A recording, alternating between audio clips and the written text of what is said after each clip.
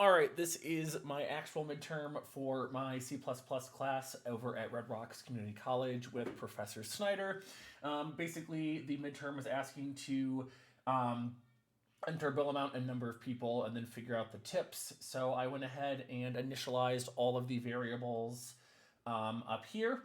I used double for everything for the most part, minus the number of people and the tip percentage, as those are going to just be normal whole numbers.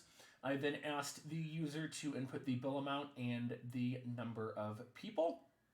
I then used a for branch, and I kind of combined everything up here just to make it easier.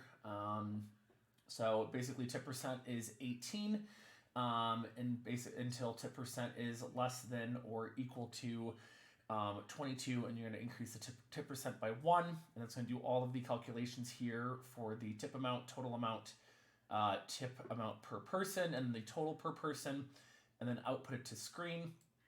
I used /T and the $sign to format it properly with the space so it was all in line.